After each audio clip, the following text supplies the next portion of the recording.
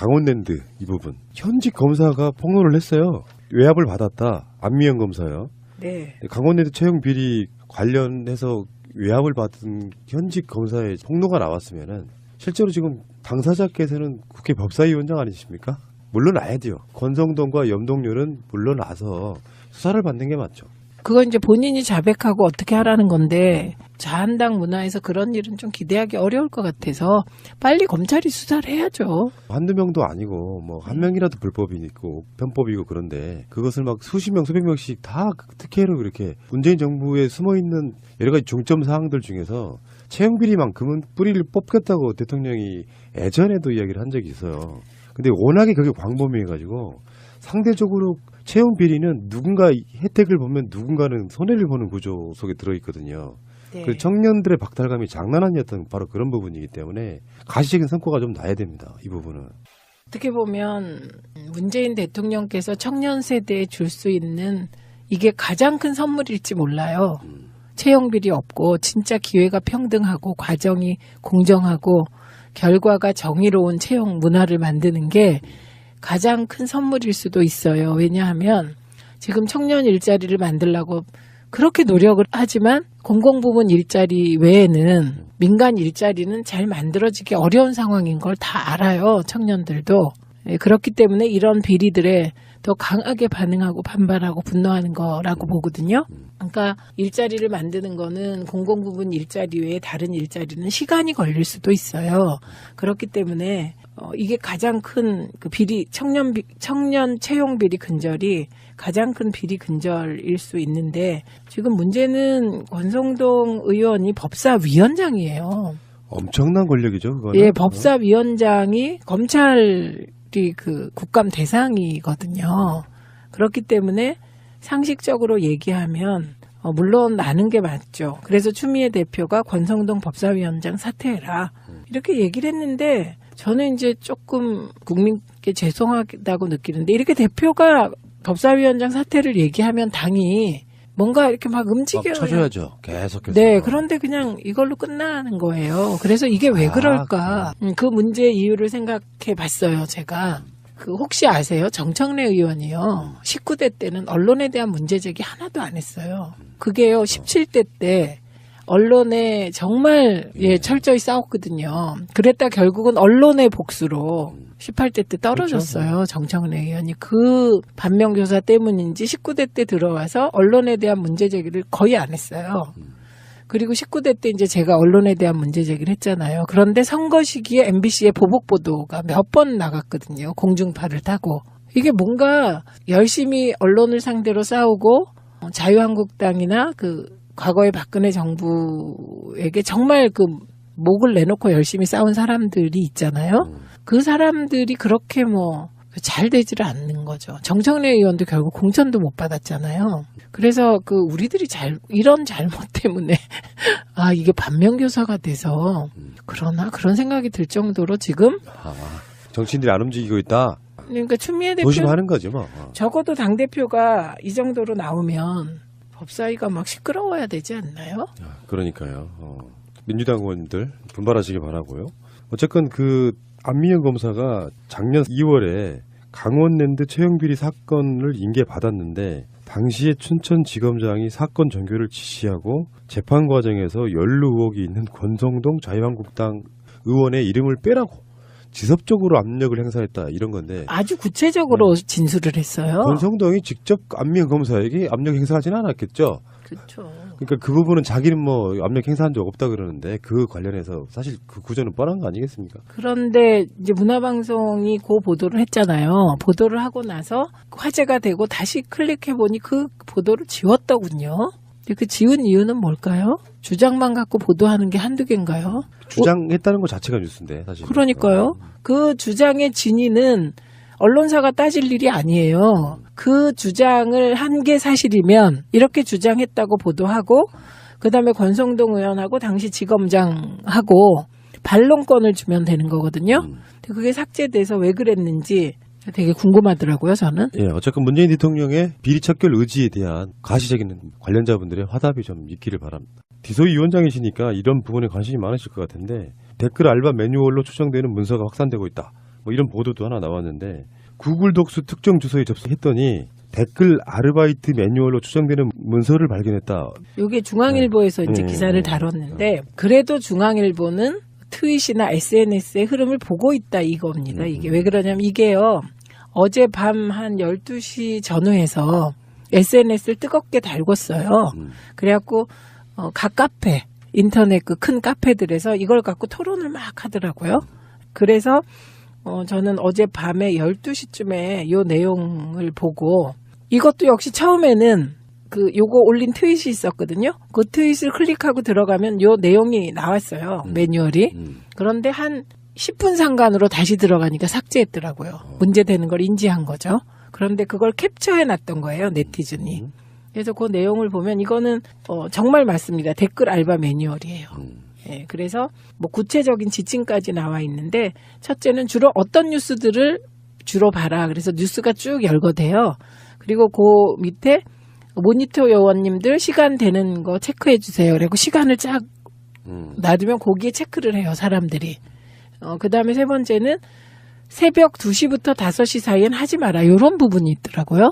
근데 그 새벽 2시에서 5시 하지 마라. 그걸 보면 요 3시간을 제외하라는 건 이땐 기계 돌린다는 뜻일까요? 아니, 그런 것보다 사람들이 많이 안 보는 시간이고 또 아침 되면은 뉴스가 다시 새롭게 올라와서 낭비가 아닐까? 그래서 안 하는 거 아닐까요? 그런가? 근데요, 되게 새벽 요 시간대에 그 댓글 추천이 막 돼가지고 문제되고 그랬거든요. 그래서 새벽에 누가 일어나서 이 짓을 할까? 그렇게 생각해서 저는 요거를 보고 그런 푸나님처럼 심오한 구조적인 문제보다는 요때는 기계 돌리니까 좀 자라 이런.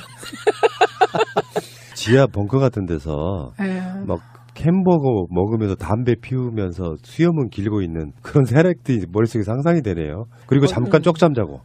지금 저는 그렇게 느꼈어요. 새벽 2시에서 5시는 3시간 정도 제외한다. 3시간은 자라. 뭐 이렇게. 그래갖고 이들이 주로 출몰하는 곳이 네이버하고 다음이라는 거 아니에요? 그래서 새로 고침을 계속해라. 그러면서 봐라. 이런 얘기이고.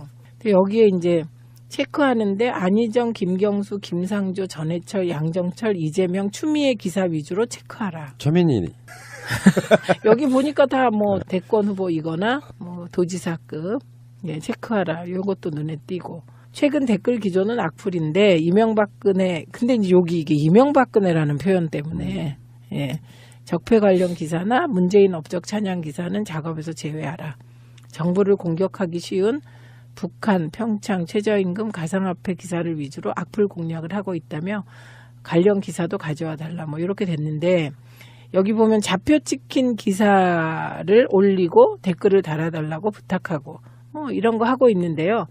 제가 요 이명박근혜 적폐 관련 기사 요거를 보고 역시 댓글 부대도 하다 보면 제가 가짜뉴스 보고요.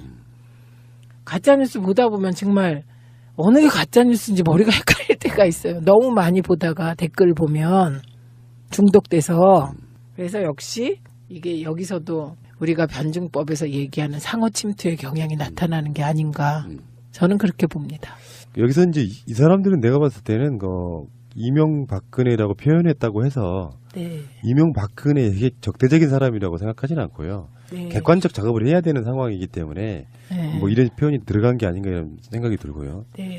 어쨌든 문제는 문제네요. 근데 실제 정치를 이런 방식으로 이렇게 조작해서 끌어오는 방식은 저는 오래가지는 못한다고 봐요. 당연하죠. 지금 이게 발견되고 발각이 되듯이 언젠가는 그 줄기만 찾아 올라가면 이 사람들은 큰 코 다칠 법적인 문제까지도 그런 상황이 될 거라고 보니까 민심 자체를 이렇게 의도적으로 조작하는 것은 범죄행위라는 말씀 하나 더 드려보고 싶어요. 일시적으로 아까도 말씀드렸듯이 그 평창올림픽 단일팀 관련하여 이게 어떻게 보면 국가적인 공익과 아주 작은 개인의 사익이 충돌하는 거잖아요. 그럴 때 국가적인 공익을 위해서 사익을 희생해라. 이건 안 되고 사익도 가능하면 보장하기 위해서 노력하겠다. 국가가 이렇게 돼야 되잖아요. 의제가. 그런데 이거를 사익을 희생시켰다. 이런 식으로 악의적인 이제 왜곡을 하는 것이죠. 누군가가. 그런데 그게 평소에 벌어지는 게 아니라 문재인 대통령 지지율이 출렁할 때 벌어진다는 거죠. 위기를 타고 들어와서 더 흔든다인데요. 그 푸나님 말씀이 맞다는 거 제가 어제 새벽에 확인했어요. 제가 어제 새벽에 그 이재용 관련 재판 관련 기사들 싹 봤는데 그거는 다 천편일률. 말도 안 되는 판결이에요. 천편일률. 그러니까 이게 좌건 우건 보수건 진보건 뭐 내가 기레기건 아니건 뭐건 다 이재용 판결에 대해서 분노하고 있는 거예요. 국민적으로. 그러니까 그런 거는 댓글 조작의 여지가 없더라고요. 해봤자 소용도 없고. 이건 이쪽에 지방선거용이라고 보면 결국은 그렇잖아요. 정치권이라는 게 선거용인데 문재인 대통령 지지율 끌어내리는 역할만 하고 있고 그게 먹힌다고 생각하니까 총공세. 네. 요 느낌이라고 보시면 될 것 같고요. 네, 네. 뻔히 뭐 답은 나왔네 뭐. 지금부터는 이제 야당 이야기를 잠깐 할 텐데 임시국회 열려가지고 국회에서 이제 이러저런 뭐 연설들을 하잖아요. 하나같이 전부 다 색깔론 뭐 이런 거야. 이현주부터가 이랬습니다. 통일부 장관 북한 대변인이냐 이런 부개념이 아이고 참네. 아 근데 어떻게 속까지 저렇게 완전 저런 분이 민주당에 있었을까? 얼마나 답답했을까? 제 말이요. 다시 말씀드리지만 이현주를 영입한 분 전 책임져야 된다고 생각해요. 뭐 이런 사람이 다 있어요. 아니 지금도 완처수의 워딩으로는 김대중 대통령의 유지와 호남 민심에 받든다 이렇게 얘기하지만 이따가 다시 그런 얘기가 나오겠습니다만 문재인 대통령 지지율 떨어지는 것이라면 뭐든지 하겠다는데 그나마 2, 3%라도 먹히는 게 색깔론이더라. 왜냐하면 예전에 박근혜가 이상한 짓 해서 떨어져 나갔던 그 표들 갖고 계시는 분들 중에 문재인 대통령 자랑했던 분들이 실제로 우리나라 사람들한테 존재하는 그 반공 심리라는 건 분명히 있거든요. 네, 네. 확 빠지진 않아도 몇 프로는 출렁할 수 있는 정도의 네. 계속 공격을 하고 있는 거라고 봐요. 네. 다음에 자유한국당 안상수는 국무총리도 북한 대변인. 평창 올림픽으로 미군이 철수하면 제2의 월남된다. 또 색깔론이고요. 평창 올림픽으로 미군이 왜 철수하죠? 이게 다 비약이거든요. 그래서 우리가 진짜 논리학 공부를 안 시키잖아요. 중고등학교 때. 왜 우리가 고대에서부터 보면 그 제왕의 덕목, 귀족들의 뭐 그다음에 교육 보면 다 수사학이 들어가잖아요. 수사학. 논리학을 기초로 한 수사학이 들어가거든요.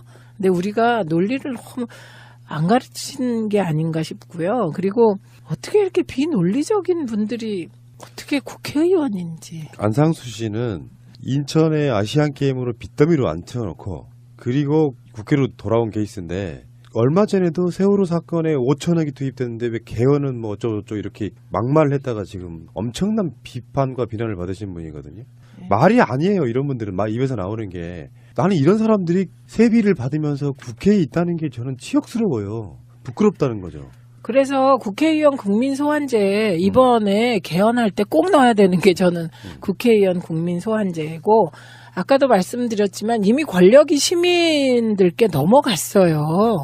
그런데 법과 제도와 예산을 움켜쥐고 있을 뿐이죠. 또 전희경은 이렇게 말했습니다. 북한 감독은 왜 김일성 배지를 달고 있냐. 청와대 조사파들 모두 전향한 거 맞냐. 정말 수준 이하죠. 저질이 파기가 싫다 진짜. 그냥 김문수 전 의원한테 물어보죠. 김문수 전 의원한테 이런 거 물어보면 1시간이면 쌈박 정리해서 가르칠 것 같은데 최소한 그런 건 해야죠. 이건 전략적으로 보는 게 맞아요. 저 사람들을 그 상황을 타개할 수 있는 방법이 사실 뾰족하지 않은 가운데 네. 그래도 이게 먹히네 하니까 계속 약점이라고 생각되는 부분을 계속 파고들고 있는 거예요 지금. 그러니까 여기서 이현주 의원은 뭡니까? 이거 보세요. 판을 보시라고. 지금 자유한국당은 지금 지지율이 22%까지 갔다 다시 20% 이하로 떨어지는 추세죠. 지금. 그런데 지금 바당 국당이 일부 통합해서 30명 정도의 바국당이 되는 거잖아요.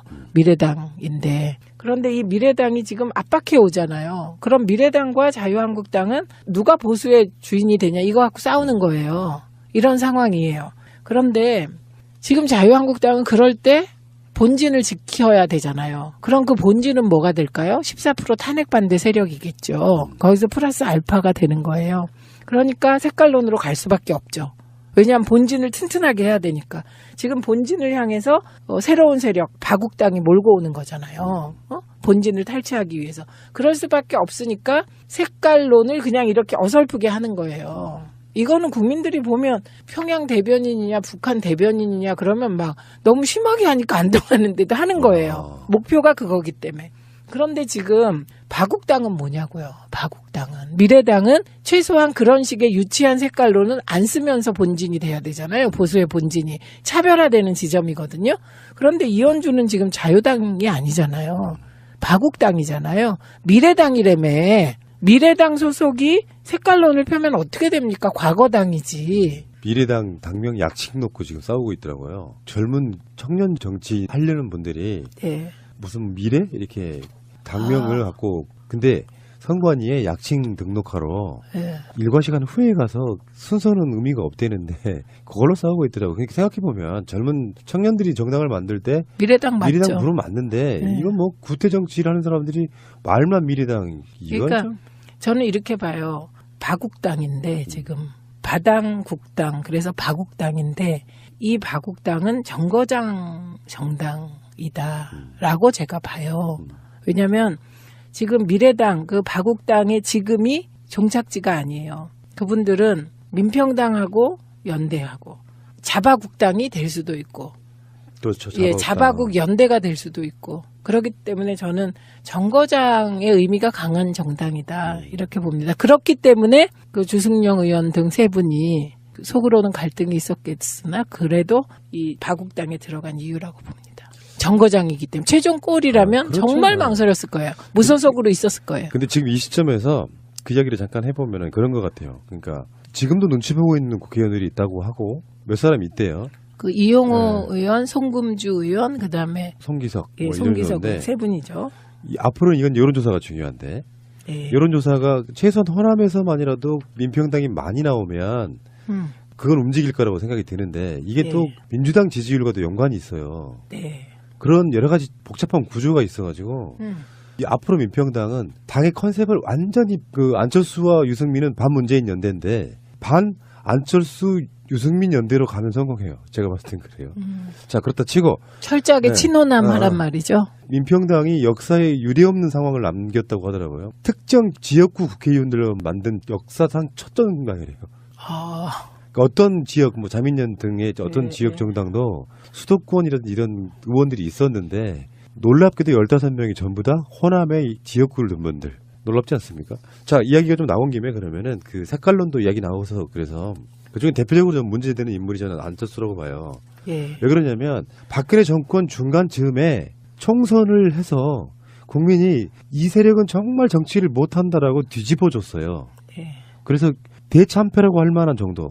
언론과 여론조사 기관들은 뭐 180석을 가네, 200석을 넘네 이런 소리를 하고 있을 때 갑자기 총선의 결과는 박근혜 정권의 참패였거든요. 네. 그 민심은 호남이든 어디든 모든 곳에서 안철수 바람이 불었다 이런 거라기보다는 반 박근혜의 정서가 국민을 지배했다고 보는데 네. 굳이 나누자면 이제 보수와 진보가 이렇게 갈리면서 진보 진영의 사람들의 표가 엄청 많이 나온 거라고 보는데 그 사이에 2년이 지나는 과정에서 안철수의 변신이 계속 시작되는 거잖아요. 네. 대선을 거치면서 그때 저 머릿속에 굉장히 그 각인되어 있는 부분이 있었어요. 정동영 씨의 그 무소속으로 있으면서 복당을 할 것이냐 말 것이냐 하는 부분에 문재인 당시 대표가 그렇죠. 찾아가서 도와달라 이렇게 말하고 막 이런 여러 가지 부분들이 있었잖아요. 네. 총선 전에. 네.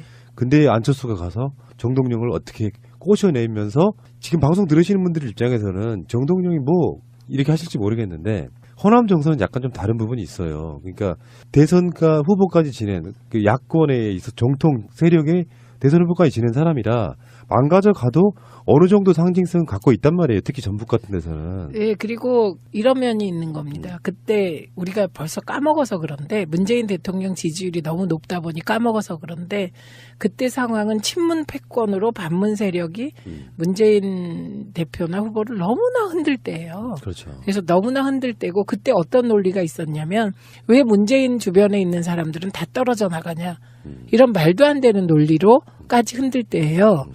그래서 이제 정동영 전 의원을 그때 만나게 된 것은 정동영 전 의원이라도 손을 잡으면 그 말도 안 되는 논리, 문재인 주변에 그렇죠. 있는 사람들이 왜 다 떨어져 나가냐 그 논리를 방어할 수 있으면서 동시에 전북에서 일정한 메시지가 되기 때문에 이제 문재인 문대비 정동영 전 의원도 만나고 그랬던 거죠. 근데 그때 정동영 의원의 태도가 저는 불쾌했습니다. 굉장히 간을 본 거죠. 뭐. 네, 불쾌했고 태도도 되게 약간 거만한 느낌 그런 게 있었습니다. 그래서 결국에는 안철수가 정동영을 낚아채가면서 네, 사실은 호남의 국민의당 바람에 어떤 기폭제가 좀 된 네, 부분이 있는데 네. 뭐 천정배 의원도 마찬가지입니다. 천정배 의원이 민주당에서 김종인 전 대표하고 같이 공동대표를 하는 것으로 보도도 났었죠. 그런데 무슨 일이 있었는지 천정배 의원도 안철수하고 손을 잡고 근데 지금 오늘 하려는 이야기의 핵심은 네. 그때 안철수가 정동영 의원을 꼬실 때 개성공단 부활. 네, 개성공단 부활 그게 개성공단 폐쇄한 지 얼마 안 된 상황이기도 했고요. 네, 네. 그래서 뭐 한반도 평화 합의문 같은 걸 작성했다고 할 정도인데 네. 결국에는 안철수는 그 약속을 어긴 거죠. 지키지 않고 네. 거기에 실망한 부분도 있을 거다. 그리고 음. 지금 안철수는 계속 보수화돼 가고 있잖아요. 색깔론 제기하면 사실 네. 홍준표랑 다를 게 별로 없는 상태까지 와버렸는데 네. 지금 올림픽 같은 경우도 이게 나라가 잘 되는 목적이 아니고 지방선거가 잘 되는 목적이다 보니 어떻게든지 스크래치를 내야 되는 그 과정에 정말 역겨울 정도의 색깔 공세들을 하고 있거든요. 네. 거기에 바국당도 동조하고 있는 거죠. 그래서 바국당 보니까 이현주 의원뿐만 아니라 이학재 의원까지 가세해서 주사파 논쟁에 뛰어들었네요. 이런 것들이 다 자바국당으로 하나가 되는 그 과정으로 볼 수 있는 거죠. 이게 사실은 굉장히 중요한 그 석담을 하나 말씀드리고 싶은데 엄발에 오줌 누기인데 엄발에 오줌을 누면 일시적으로 발은 따뜻한데요. 나중에 발이 더 얼어요. 이게 그런 거거든. 지지율이 조금 빠진다고 하니까 신나서 지금 색깔로 막 제기해. 그래서 한 2, 3% 빠져. 근데 그걸로 끝인데 선거용으로는 안 돼요. 그러니까 자기들이 새로운 콘텐츠를 개발하는 것도 아니고 계속 색깔로는 이게 먹히는 부분이 있다는 것은 범국민적으로 흔들리는 게 아니고 정말 일부의 그 세뇌되어 있는 고정관념화되어 있는 분들한테만 먹히는 부분이잖아요. 그 전략으로는 가장 하수에 가까운 거예요. 그렇죠. 그러니까 이건 어떤 때 쓰는 거냐면요. 사면 초과의 상황에서 안 죽고 살아남기 위해서 쓰는 그렇죠. 궁지에 몰린 쥐가 쓰는 거죠. 하면 남북 평화라고 볼 수 있는 것이고 물론 노무현 대통령 마찬가지입니다만 그런데 저번에 기억들 나실 거 얼마 안 지났으니까 박주원 최고위원이라는 사람이 DJ 비자금을 제보했던 사람으로 알려지면서 그 당시에 당원권 정지 뭐 이런 것이 됐었거든요. 네. 근데 바로 최근에 국민의당이 박주원의 당원권을 회복해줘요. 그거 왜 그럴까요? 저 이거 되게 이상했어요. 이유가 굳이 이 시점에 그 문제가 많았던 박주원을 당원권 정지했던 걸 풀어줬다. 이것은 호남과의 결별이죠. 일단 겉으로 드러나는 건 다른 부분인 것 같고 안철수 입장에서도 새 당을 만들어야 되는 어떤 상황들 속에 당원권을 정지시켜 놓으면 박주원 같은 사람들을 긴하게 쓴다라든가 여러 가지 조건에서 서로 간의 유착 관계가 아니면 이건 불가능하다고 보거든요. 겉으로는 화를 내는 척 했지만 사실은 당이 어수선한 가운데 자연스럽게 어떤 당원권 정지를 풀어줘야만 새 당으로 옮겨갈 때 있어가지고 걸림돌이 없을 것이다라는 뭐 뭔가가 있겠죠. 근데 이렇게 진정성 없는 사람들이 있어요. 아주 우롱당한 느낌이에요. 제가 우롱당한 느낌이고 그다음에 DJ를 우롱한 느낌이 들어요. 너무해요. 쉴드가 이런 거였어요.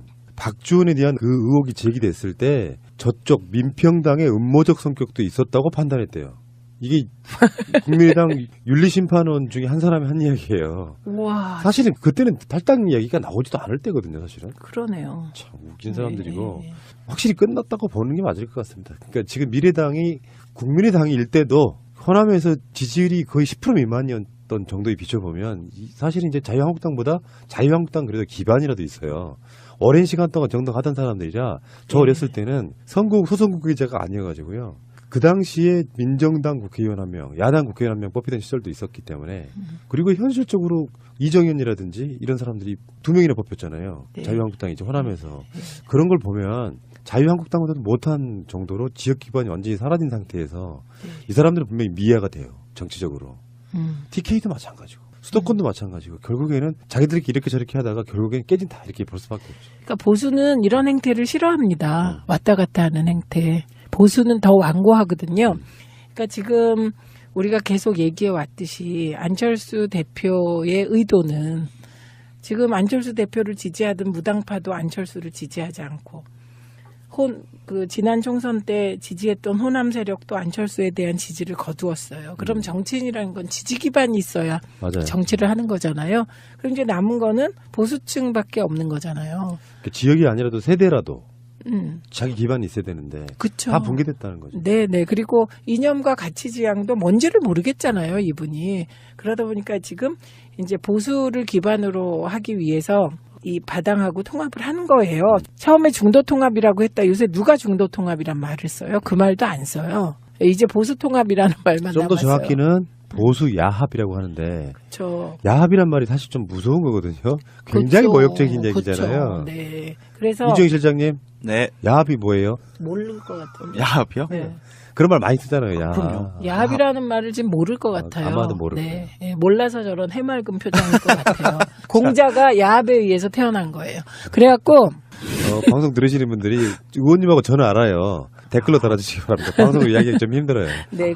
그래서 이제 보수층을 지지 기반으로 하기 위해서 가는 거잖아요. 근데 보수는 지난 대선 때 일부가 안철수의 손을 들었어요. 근데 안철수가 좋아서가 아니고요.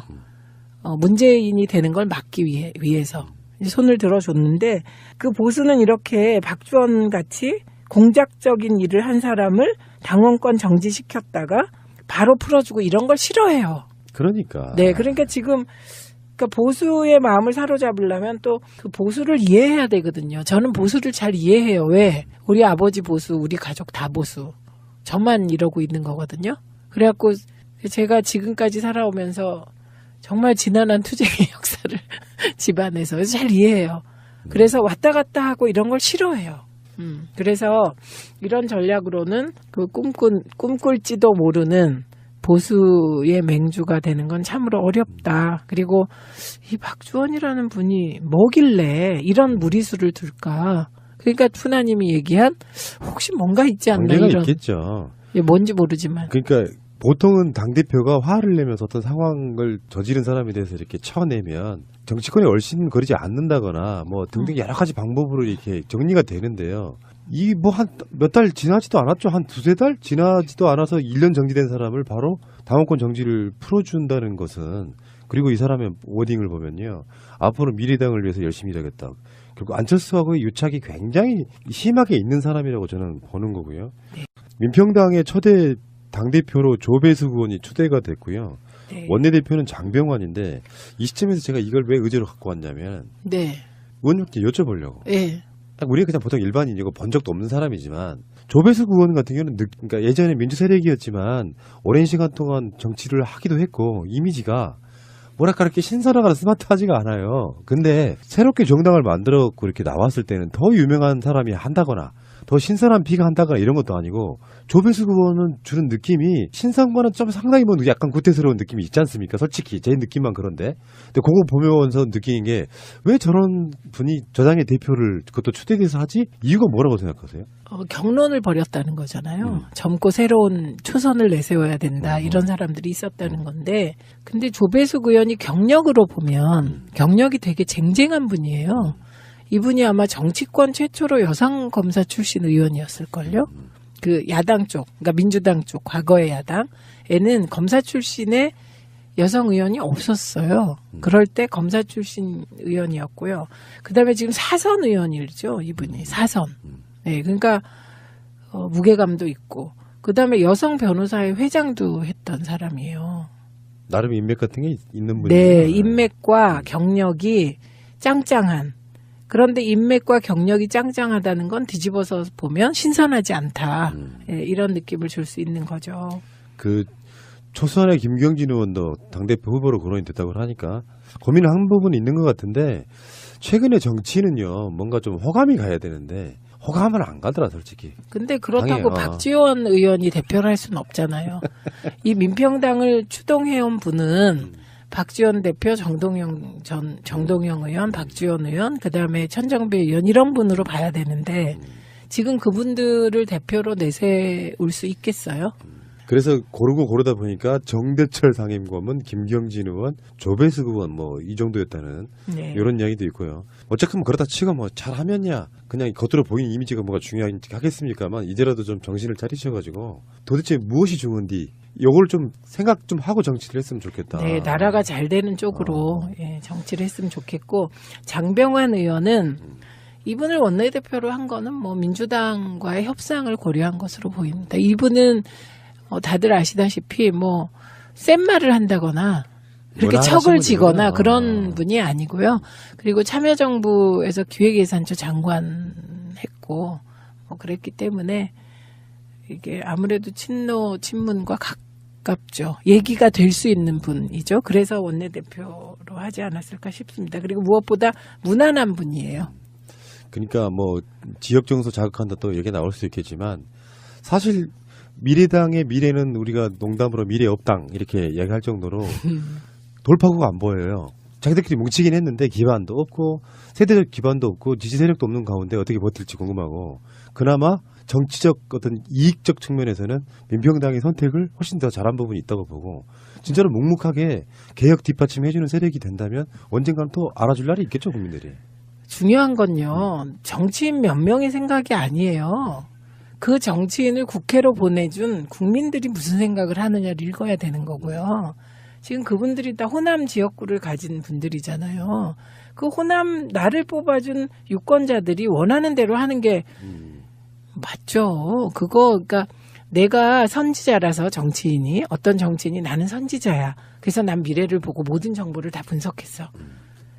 나는 정말 이제 내가 하는 게 옳아. 이럴 정도의 그 근자감 그런 정치를 하고 있는 게 지금 바국당 연합으로 간 분들 아닐까요? 그런데 그렇지 않고 내가 지금 혼란스럽고 길이 안 보이고 그럴 때는 당연히 지역구 유권자들의 뜻에 따르는 게 맞죠. 그럼요. 지금 지역구 호남 유권자들께서는 문재인 정부가 성공하고 한반도가 평화롭길 바라세요. 그렇죠. 예, 그 흐름에 같이 가는 게 지금은 저는 정의라고 생각해요. 근데 지금 미래당, 민주평화당 보다 더 깝깝한 게 사실은 제1야당인 자유한국당이라고 봐요. 왜냐면 홍준표 대표님이 그게 일시적으로 내가 만약에 무슨 어떤 모임이다 보세요. 우리 의원님도 있고 이정희 시장도 있고 저도 있고 많은 모임이 있는데 내가 회장이 되고 싶어. 그래서 최민희 의원이 가장 유력한 후보인데 내가 막 공격을 해. 공격까지는 할 수 있어요. 낙마도 시킬 수 있어. 그런데 문제는 내가 컨텐츠가 없거나 인격적이 안 되거나 뭐 능력이 없으면 내가 회장 못하는 거거든요. 지금 홍준표의 센스는 이런 거예요. 유해에게 물귀신 작전으로 발목 하나 잡혀 있는 상태. 원했건 하지 않았건 MBN 관련한 부분이 터져 나왔고요. 대처하는 방식을 보면 제가 홍준표 연구를 요즘에 해서 다시 특별방송을 한번 하려고 그러는데 그중에 내용 중에 홍준표의 심리 연구 같은 건데 계속 몰려있는 상태에서 막 싸지르다 보니까 가짜뉴스 생산하고 사실 네가 더 거짓말쟁이잖아 뭐 이런 식의 비난도 받는 상태. 그 과정에서 자기가 당의 주류가 아니기 때문에 전체적인 큰 틀에서는 주류가 아니었던 출신이기 때문에 당의 구성원들에게 협박 정치로 가요. 네. 그러니까 그게 열등감의 발현 같은 거거든요. 더 네, 세게 나가는 네. 게 그런 과정 속에 밑바닥에서는 홍준표 저 사람으로는 우리 대표하기 좀 부끄러워 이런 정서가 있는 상태. 네, 그리고 홍준표 대표는 지금 자유한국당이 보수당이잖아요. 보수당. 그럼 보수당의 정당이 해야 되는 태도가 있어요. 이게 누가 제일 그 보수당에 맞았냐? 이회창 전 후보. 그다음에 박근혜 대통령이 대통령 되기 전에 그 아주 보수에 맞는 캐릭터를 갖고 있었습니다. 우선 보수 쪽은 첫째 말이 많으면 안 돼요. 그러니까 우리나라의 정통적인 그 보수의 정서 중에 하나는 남자가 말이 많으면 좁쌀 같다 이런 정서가 있습니다. 나는 보수는 아니구나. 그래서 말 많은 걸 싫어하고 이 프레임으로 노무현 대통령을 얼마나 공격했습니까 보수 언론들이. 예, 그게 하나 있고 그다음에 두 번째는 촐랑 맞으면 안 돼요. 그리고 그런데 최근에 저는 홍준표 대표가 진짜 실수했다고 생각하는 게 구정 전에 화재가 더 날 거다 이 말 있잖아요. 아유. 이게 우리나라 사람들은 말이 시된다. 그래서 이 말을 그렇게 막 하는 거 정말 싫어하거든요.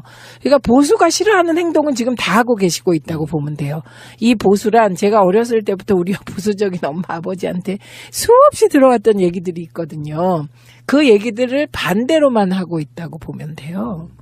예, 그래서 일단 언어의 문제, 그 다음에 두 번째 또 있어요.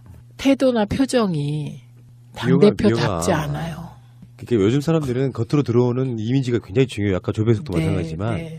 비호감인데다가 지금 우리가 안철수의 그 국민의당 사당과도 이야기를 매번 비판하고 있지만요.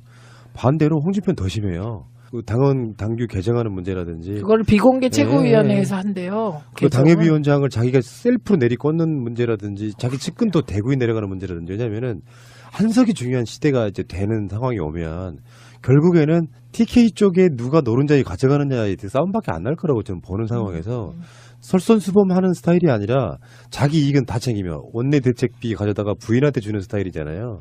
그러니까 누구도 이 사람을 존경하려 할 수가 없는데 궁여지책으로 대선 후보가 됐고 로또 당첨된 거죠 사실은. 깜도 안 되던 사람이 박근혜 파면 구국면에서 그렇게 나왔으니까 그러면서 점점점 대표 후보까지 올라갔는데 사실은 자유한국당 입장에서 봐도 그냥 안중에도 없던 아웃 오브 안중인 사람이 그 자리에 올라가서 전횡을 저지르고 있으니 내부적인 힘이 안 만들어지는 거거든요. 야 니들 해서 나한테 충성해라고 계속 해봐야 그게 자발적 충성이 아닌 충성이 만들어집니까? 그러니까 꼬투리만 보이면 홍준표는 내부적으로 끌려 내려올 수밖에 없는 스타일이에요. 지금 홍준표 대표가 지방선거 지나도 홍준표는 건재하다 이런 말씀을 하셨잖아요. 그 얘기를 한 이유는 지방선거만 지나봐라 이런 당내 분위기가 있다는 거에 반증이겠죠. 그러니까 자격지심 나와서 계속 이야기하는 거예요. 네, 더 세게. 일종의 협박 같은 거죠. 네. 그런데 어떤 측면에서 보면 이게 야당이 저런 식으로 해주시니까 어떤 때는 이제 막 걱정이 되다가도 참 이렇게 저 혼자 그 안도의 한숨을 내쉴 때도 있습니다. 고맙죠 뭐. 나 왜 이렇게 크게 웃지? 고맙죠. 누군가가 스마트한 놈이 나타나가지고 우리는 막 댓글방어기 힘들고 평창 올림픽 막 하기 힘들 때 스마트한 놈이 나타나가지고 정말 스마트하게 해주면 얼마나 무섭겠어요. 그런 사람 뭐 세상에 존재하는지 모르겠지만 나 같은 사람이 자유한국당에 대표로 어떻게 막 돼가지고 일사천리로 막 개혁하면서 우리 당은 앞으로 색깔론 제기하지 않겠습니다. 그리고 진짜 안 하고 그다음에 평창 평화올림픽이 성공하길 바라겠습니다. 그렇지. 문재인 대통령에게 적극 협조하겠습니다. 그런데 정책들 있잖아요. 뭐 최저임금이라든지 뭐 그런 정책들을 가지고 암호화폐라든지 이걸 가지고 파고들어요. 그렇지. 그러면 푸나님은 사형이에요. 그러니까 그런 생각을 못하는 게 문제인 거고 2, 3%의 지지율은 떨어뜨릴 수 있으나 본인들의 지지율이 안 올라가는 이 난관을 어떻게 해결할 거냐. 그러니까, 우리가 그것까지 뭐. 그러니까요. 고맙지 뭐. 고마워요 홍준표 씨. 그리고 유해심 더 고맙고요. 나 미치겠네. 그래서 문재인 대통령 지지율은 저는 이렇게 봐요. 60% 이상, 70% 달리다가 80% 달리다가 떨어질 때마다 좀 콩당콩당해지는데 정상적인 지지율은요 50% 안짝에 오르락 내리락 하면서 어떤 정책에 대해서 국민의 평가를 받는 것이 정상적인 거예요. 그러니까 그게 지금 한 60%를 기준선으로 보면 될 것 같아요. 왜냐하면 지금은 이제 아무래도 보수 쪽에서 약간 여론조사 응답을 덜하기 때문에 그 기준이 60% 정도인 것 같고 근데 워낙 문재인 대통령이 진정성 있게 하세요. 그러니까 아무리 흔들어도 통하지 않는 게 그 지점이에요. 근데 이제 이 부분은 아마 다음에 다시 해볼 이야기인데 네. 지방선거는 분명히 우리 생각보다는 어려울 거라고 생각이 들거든요. 생각보다는. 그러니까 그게 투표율 때문에 그래요. 투표율의 문제도 있고 샤이하시는 분들이 여론조사는 대답을 하지 않아도 나와서 또 찍는 분들이 있고요. 그러니까 투표율. 그래서 제가 몇 주 전에 제안했던 게 지방선거 투표율 올리기. 네. 이 운동 우리가 다시 이제 나서서 해야 되고 그것 때문에 사실은 국민투표 안 하려고 하는 부분도 있잖아요. 저쪽 사람들이. 안 하려는 부분이 아니고 저는 뭐 개헌하고 같이 지방선거 하면 지방선거 투표율이 60% 갈 거라고 봅니다. 그러니까 60% 투표율 가면 그게 무슨 뜻이겠어요. 30, 40대, 20대까지 쏟아져 나온다는 뜻이거든요. 그렇기 때문에 개헌을 반대한다고 봐요. 그러니까 지방선거 투표율이 50% 한 55%만 돼줘도 진짜 땡큐죠. 그리고 하나 더 경계할 것은 이제 자유당하고 가국당, 미래업당 두 보수 정당이 지방선거에서 암묵적 연대가 이루어질 가능성이 높아요. 네, 어차피 둘 다 나와서 이쪽 야권 분열이 또 하나가 만들어진 건데 그런 지점에서도 한번 우리가 생각해볼 필요가 있는데 그 지점은 우리 방송으로 끊임없이 계속 이야기를 할 거고요. 네. 자, 이 시대에 민주당의 석학 디테일 내 마법사 오늘 최민희 의원님과 함께 좋은 시간이었고요. 밖에 나가는 순간 엄청난 냉동고입니다. 조심해서 돌아가십시오. 네, 고맙습니다. 따뜻하게 보내세요. 네, 다음 주에 뵙겠습니다. 고맙습니다. 네. 거의 안 했어요. 그리고 19대 때 이제 제가 언론에 대한 문제 제기를 했잖아요. 그런데 선거 시기에 MBC의 보복 보도가 몇 번 나갔거든요. 공중파를 타고.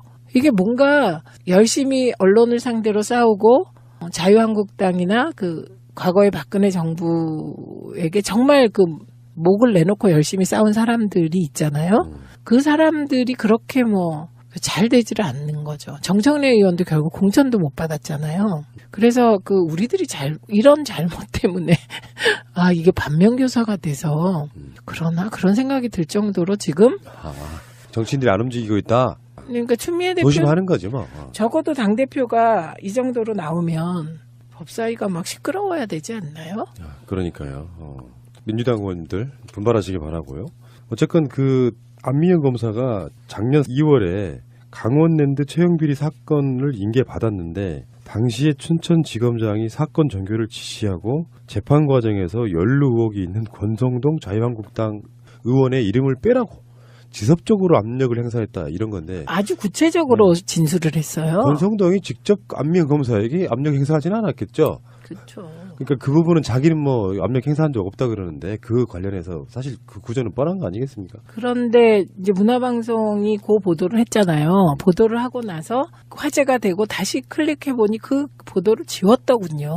근데 그 지운 이유는 뭘까요? 주장만 갖고 보도하는 게 한두 개인가요? 주장했다는 것 자체가 뉴스인데 사실. 그러니까요. 그 주장의 진위는 언론사가 따질 일이 아니에요. 그 주장을 한 게 사실이면 이렇게 주장했다고 보도하고 그다음에 권성동 의원하고 당시 지검장하고 반론권을 주면 되는 거거든요. 근데 그게 삭제돼서 왜 그랬는지 되게 궁금하더라고요, 저는. 예, 어쨌건 문재인 대통령의 비리 척결 의지에 대한 가시적인 관련자분들의 화답이 좀 있기를 바랍니다. 디소이 위원장이시니까 이런 부분에 관심이 많으실 것 같은데 댓글 알바 매뉴얼로 추정되는 문서가 확산되고 있다.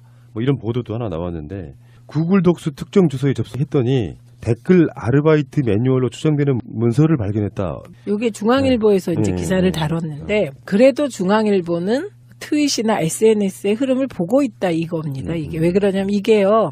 어젯밤 한 12시 전후에서 SNS를 뜨겁게 달궜어요. 그래갖고 각 카페, 인터넷 그 큰 카페들에서 이걸 갖고 토론을 막 하더라고요. 그래서 저는 어젯밤에 12시쯤에 요 내용을 보고 이것도 역시 처음에는 요거 올린 트윗이 있었거든요. 그 트윗을 클릭하고 들어가면 요 내용이 나왔어요. 매뉴얼이. 그런데 한 10분 상간으로 다시 들어가니까 삭제했더라고요. 문제되는 걸 인지한 거죠. 그런데 그걸 캡처해 놨던 거예요. 네티즌이. 그래서 그 내용을 보면 이거는 정말 맞습니다. 댓글 알바 매뉴얼이에요.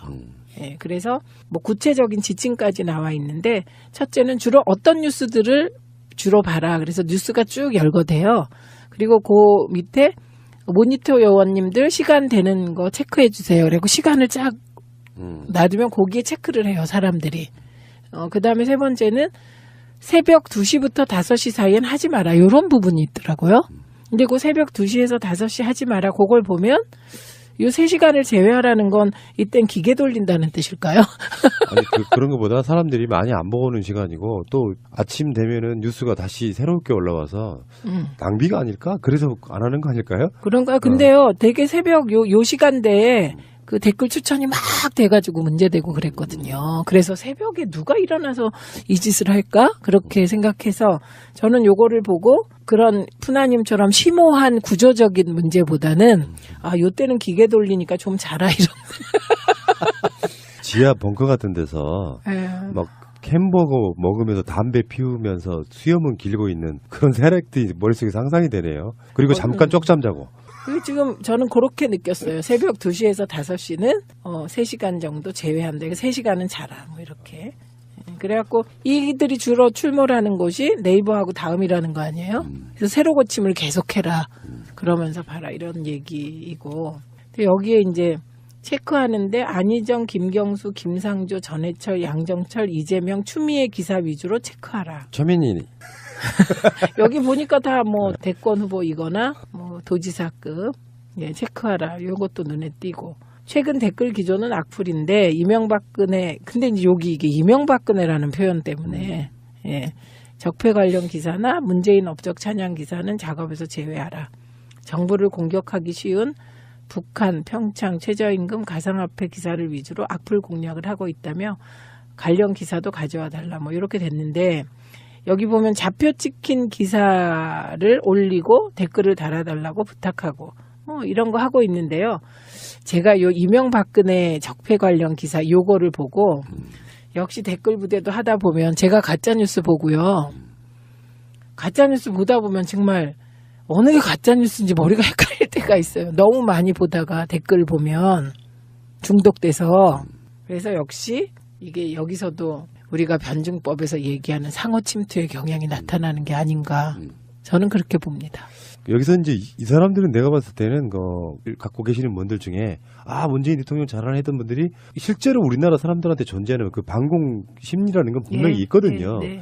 확 빠지진 않아도 몇 프로는 출렁할 수 있는 정도의 네. 계속 공격을 하고 있는 거라고 봐요. 네. 다음에 자유한국당의 안상수는 국무총리도 북한 대변인 평창 올림픽으로 미군이 철수하면 제2의 월남된다 또 색깔론이고요. 평창 올림픽으로 미군이 왜 철수하죠? 이게 다 비약이거든요. 그래서 우리가 진짜 논리학 공부를 안 시키잖아요. 중고등학교 때. 왜 우리가 고대에서부터 보면 그 제왕의 덕목, 귀족들의 그다음에 교육 보면 다 수사학이 들어가잖아요. 수사학. 논리학을 기초로 한 수사학이 들어가거든요. 근데 우리가 논리를 너무 안 가르친 게 아닌가 싶고요. 그리고 어떻게 이렇게 비논리적인 분들이 어떻게 국회의원인지. 안상수 씨는 인천의 아시안게임으로 빚더미로 앉혀놓고 그리고 국회로 돌아온 케이스인데 얼마 전에도 세월호 사건에 5천억이 투입됐는데 왜 개헌은 어쩌고저쩌고 이렇게 막말을 했다가 지금 엄청난 비판과 비난을 받으신 분이거든요. 네. 말이 아니에요. 이런 분들은 막 입에서 나오는 게. 나는 이런 사람들이 세비를 받으면서 국회에 있다는 게 저는 치욕스러워요. 부끄럽다는 거죠. 그래서 국회의원 국민소환제 이번에 개헌할 때 꼭 넣어야 되는 게 저는 국회의원 국민소환제고 아까도 말씀드렸지만 이미 권력이 시민들께 넘어갔어요. 그런데 법과 제도와 예산을 움켜쥐고 있을 뿐이죠. 또 전희경은 이렇게 말했습니다. 북한 감독은 왜 김일성 배지를 달고 있냐. 청와대 주사파들 모두 전향한 거 맞냐. 정말 수준 이하죠. 저질이 파기가 싫다 진짜. 그냥 김문수 전 의원한테 물어보죠. 김문수 전 의원한테 이런 거 물어보면 1시간이면 쌈박 정리해서 가르칠 것 같은데 최소한 그런 건 해야죠. 이건 전략적으로 보는 게 맞아요. 저 사람들을 상황을 타개할 수 있는 방법이 사실 뾰족하지 않은 가운데 네. 그래도 이게 먹히네 하니까 계속 약점이라고 생각되는 부분을 계속 파고들고 있는 거예요 지금. 그러니까 여기서 이현주 의원은 뭡니까? 이거 보세요. 판을 보시라고. 지금 자유한국당은 지금 지지율이 22%까지 갔다 다시 20% 이하로 떨어지는 추세죠. 지금. 그런데 지금 바당국당이 일부 통합해서 30명 정도의 바국당이 되는 거잖아요. 미래당인데. 그런데 이 미래당이 지금 압박해 오잖아요. 그럼 미래당과 자유한국당은 누가 보수의 주인이 되냐 이거 갖고 싸우는 거예요. 이런 상황이에요. 그런데 지금 자유한국당은 그럴 때 본진을 지켜야 되잖아요. 그럼 그 본진은 뭐가 될까요? 14% 탄핵 반대 세력이겠죠. 거기서 플러스 알파가 되는 거예요. 그러니까 색깔론으로 갈 수밖에 없죠. 강원랜드 이 부분. 현직 검사가 폭로를 했어요. 외압을 받았다. 안미영 검사요. 네. 강원랜드 채용 비리 관련해서 외압을 받은 현직 검사의 폭로가 나왔으면은 실제로 지금 당사자께서는 국회 법사위원장 아니십니까? 물러나야죠. 권성동과 염동열은 물러나서 수사를 받는 게 맞죠. 그건 이제 본인이 자백하고 어떻게 하라는 건데 자한당 문화에서 그런 일은 좀 기대하기 어려울 것 같아서 빨리 검찰이 수사를 해야죠. 한두 명도 아니고 한 명이라도 불법이 있고 편법이고 그런데 그것을 막 수십 명 수백 명씩 다 특혜로 이렇게 문재인 정부에 숨어있는 여러 가지 중점 사항들 중에서 채용비리만큼은 뿌리를 뽑겠다고 대통령이 예전에도 이야기를 한 적이 있어요. 근데 워낙에 그게 광범위해가지고 상대적으로 채용 비리는 누군가 혜택을 보면 누군가는 손해를 보는 구조 속에 들어있거든요. 네. 그 청년들의 박탈감이 장난 아니었던 바로 그런 부분이기 때문에 가시적인 성과가 좀 나야 됩니다. 이 부분은. 어떻게 보면 문재인 대통령께서 청년 세대에 줄 수 있는 이게 가장 큰 선물일지 몰라요. 채용 비리 없고 진짜 기회가 평등하고 과정이 공정하고 결과가 정의로운 채용 문화를 만드는 게 가장 큰 선물일 수도 있어요. 왜냐하면 지금 청년 일자리를 만들려고 그렇게 노력을 하지만 공공부문 일자리 외에는 민간 일자리는 잘 만들어지기 어려운 상황인 걸 다 알아요. 청년들도. 그렇기 때문에 이런 비리들에 더 강하게 반응하고 반발하고 분노하는 거라고 보거든요. 그러니까 일자리를 만드는 거는 공공부문 일자리 외에 다른 일자리는 시간이 걸릴 수도 있어요. 그렇기 때문에 이게 가장 큰 그 비리 청년 채용 비리 근절이 가장 큰 비리 근절일 수 있는데 지금 문제는 권성동 의원이 법사위원장이에요. 엄청난 권력이죠, 그거는. 예, 법사위원장이 검찰이 그 국감 대상이거든요. 그렇기 때문에 상식적으로 얘기하면 물론 나는 게 맞죠. 그래서 추미애 대표가 권성동 법사위원장 사퇴해라 이렇게 얘기를 했는데 저는 이제 조금 국민께 죄송하다고 느끼는데 이렇게 대표가 법사위원장 사퇴를 얘기하면 당이 뭔가 이렇게 막 움직여요. 쳐줘야죠. 계속해서. 네, 그런데 그냥 이걸로 끝나는 거예요. 그래서 이게 왜 그럴까? 그 문제 이유를 생각해 봤어요, 제가. 그 혹시 아세요? 정청래 의원이요. 19대 때는 언론에 대한 문제 제기 하나도 안 했어요. 그게요, 17대 때 언론에 정말 철저히 싸웠거든요. 그랬다 결국은 언론의 복수로 18대 때 떨어졌어요. 그렇죠. 정청래 의원이. 그 반면교사 때문인지 19대 때 들어와서 언론에 대한 문제 제기를 이명박근혜라고 표현했다고 해서 네. 이명박근혜 이게 적대적인 사람이라고 생각하지는 않고요. 네. 객관적 작업을 해야 되는 상황이기 때문에 네. 뭐 이런 표현이 들어간 게 아닌가 이런 생각이 들고요. 네. 어쨌든 문제는 문제네요. 근데 실제 정치를 이런 방식으로 이렇게 조작해서 끌어오는 방식은 저는 오래가지는 못한다고 봐요. 당연하죠. 지금 이렇게 이게 발견되고 발각이 되듯이 언젠가는 그 줄기만 찾아 올라가면 이 사람들은 큰 코 다칠 법적인 문제까지도 그런 상황이 될 거라고 보니까 민심 자체를 이렇게 의도적으로 조작하는 것은 범죄행위라는 말씀 하나 더 드려보고 싶어요. 일시적으로 아까도 말씀드렸듯이 그 평창 올림픽 단일팀 관련하여 이게 어떻게 보면 국가적인 공익과 아주 작은 개인의 사익이 충돌하는 거잖아요. 그럴 때 국가적인 공익을 위해서 사익을 희생해라. 이건 안 되고 사익도 가능하면 보장하기 위해서 노력하겠다. 국가가 이렇게 돼야 되잖아요. 의제가. 그런데 이거를 사익을 희생시켰다. 이런 식으로 악의적인 이제 왜곡을 하는 것이죠. 누군가가. 그런데 그게 평소에 벌어지는 게 아니라 문재인 대통령 지지율이 출렁할 때 벌어진다는 거죠. 위기를 타고 들어와서 더 흔든다인데요. 그 푸나님 말씀이 맞다는 거 제가 어제 새벽에 확인했어요. 제가 어제 새벽에 그 이재용 관련 재판 관련 기사들 싹 봤는데 그거는 다 천편일률. 말도 안 되는 판결이에요. 천편일률. 그러니까 이게 좌건 우건 보수건 진보건 뭐 내가 기레기건 아니건 뭐건 다 이재용 판결에 대해서 분노하고 있는 거예요. 국민적으로. 그러니까 그런 거는 댓글 조작의 여지가 없더라고요. 해봤자 소용도 없고. 이건 이쪽에 지방선거용이라고 보면 결국은 그렇잖아요. 정치권이라는 게 선거용인데 문재인 대통령 지지율 끌어내리는 역할만 하고 있고 그게 먹힌다고 생각하니까 총공세. 네. 요 느낌이라고 보시면 될 것 같고요. 네, 네. 뻔히 뭐 답은 나왔네 뭐. 지금부터는 이제 야당 이야기를 잠깐 할 텐데 임시국회 열려가지고 국회에서 이제 이러저런 뭐 연설들을 하잖아요. 하나같이 전부 다 색깔론 뭐 이런 거야. 이현주부터가 이랬습니다. 통일부 장관 북한 대변인이냐 이런 부개념이 아이고 참네. 아 근데 어떻게 속까지 저렇게 완전 저런 분이 민주당에 있었을까? 얼마나 답답했을까? 제 말이요.